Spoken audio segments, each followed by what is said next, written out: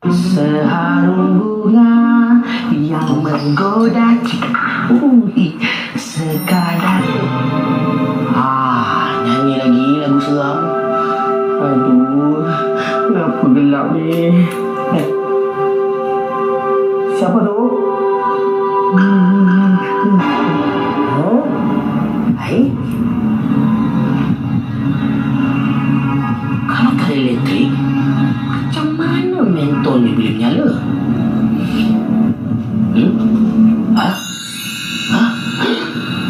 Pisang?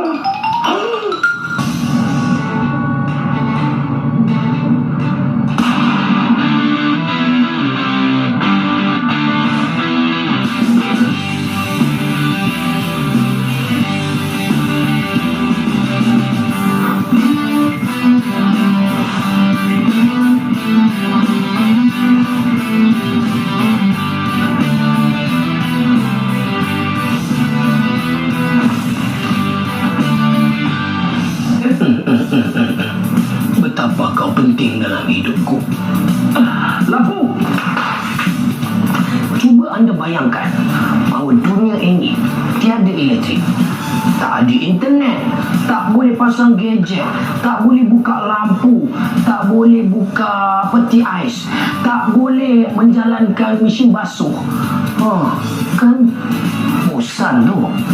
Sebab dunia kita ni memang memerlukan elektrik. Elektrik dah menjadi sebahagian daripada hidup kita. Tapi tahukah anda bahawa sebiji buah mampu menghasilkan elektrik? Tak tahu kan? Sebab itu awak cari saya dalam rancangan ni. Saya akan beritahu anda. Jadi anda kena duduk di situ, jangan pergi ke mana-mana. Teruskan menonton. Kita cuba. Tetamu kita hari ini adalah seorang pelakon cilik dan juga pengacara. Kita ada Christina Raisa. Yeah.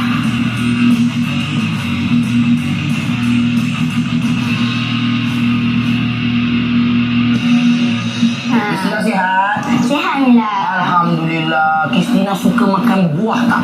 Buah? Suka? Okey, buah apa yang Christina suka? Saya suka makan buah pisang, anggur dan tebikai. Wow, sedap. Abang suka makan apa? Buah apa?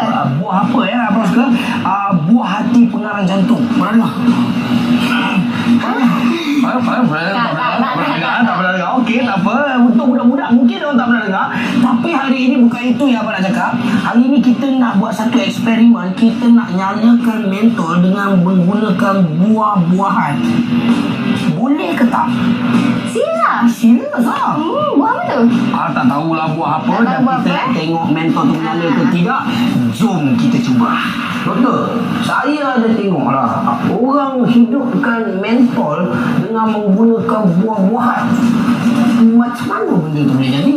Okey Anas, dalam keadaan biasa kalau Anas masukkan, kita guna buah, kita letak wayar and then kita dapat hidupkan mentol. Itu keadaan yang agak mustahil lah. Sebab dalam keadaan biasa, buah itu hanya bertindak sebagai konduktor sahaja. Anas memerlukan dua logam yang berbeza untuk menghasilkan arus elektrik. Okey, apa bahan dalam buah tu yang membuatkan ianya ada cas elektrik tu? Bahan dalam buah yang membuatkan dia ada cas elektrik itu kita panggil cecair yang bertindak sebagai elektrolit. Tahu apa itu elektrolit? Baru nak tanya. Tanya. Apa? Apa?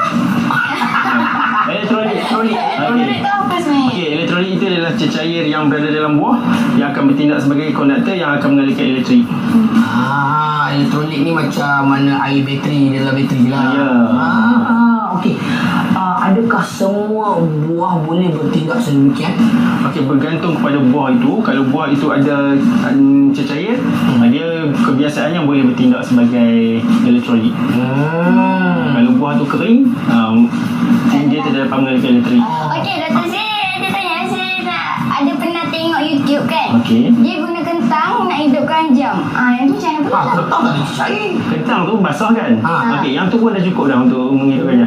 Tapi saya tak boleh nak bagi jawapan lah tentang soalan adik Christina tadi.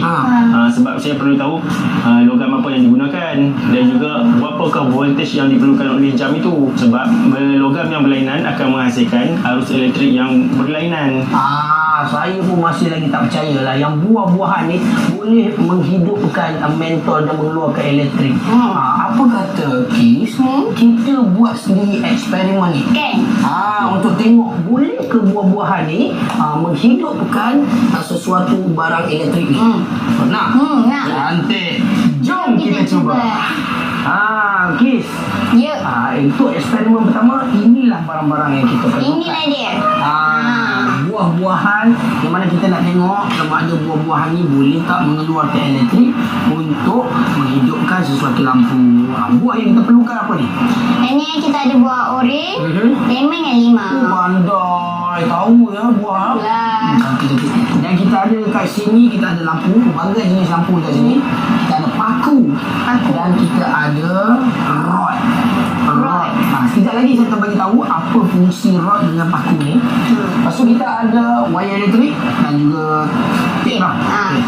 Dan kita ada barang-barang untuk menjaga keselamatan. Kalau anda nak cuba di rumah, barang-barang ini pun penting sebab sambil kita buat tu, sambil kita jaga keselamatan kita.